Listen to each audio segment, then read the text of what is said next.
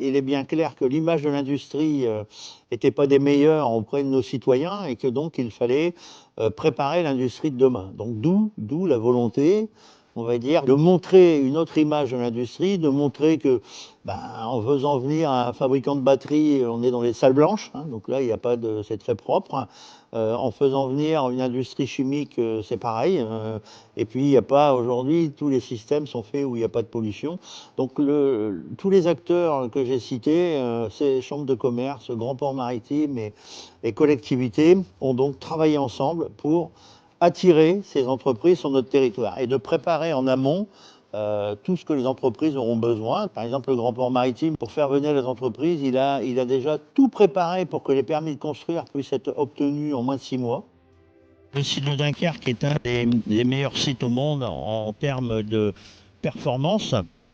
Je pense qu'Arcelor se dit, il faut absolument que je m'appuie sur des startups pour continuer de développer, continuer de faire mieux. Et puis bien entendu, pour les formations, c'est d'anticiper avec l'éducation nationale, avec l'enseignement supérieur, pour réussir à préparer tous les outils de formation nécessaires à l'arrivée de ces entreprises et aux besoins des salariés sur les 15 prochaines années.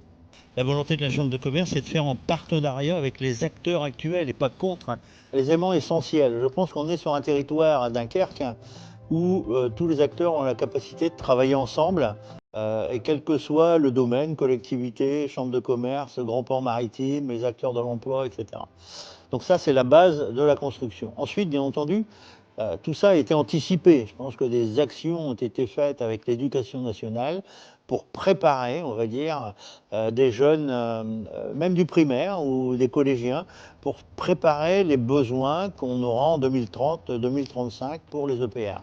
Et puis, bien entendu, il y a les outils existants, on va dire l'université, avec ses 11 000 étudiants, avec ses 4 IUT répartis sur le littoral, avec ses 1200 étudiants à l'IUT, et puis son école d'ingénieur avec 700 étudiants.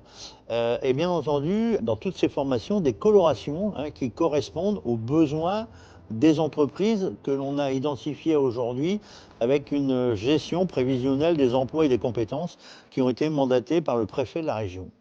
Et ça, c'est pour répondre aux besoins, aux vos besoins d'entreprise, quoi, quels qu'ils soient. Parce que ça, c'est important. Et je pense que là, la grande richesse, c'est comme je vous le disais en préambule, c'est le territoire dunkerquois a une capacité à travailler tous ensemble.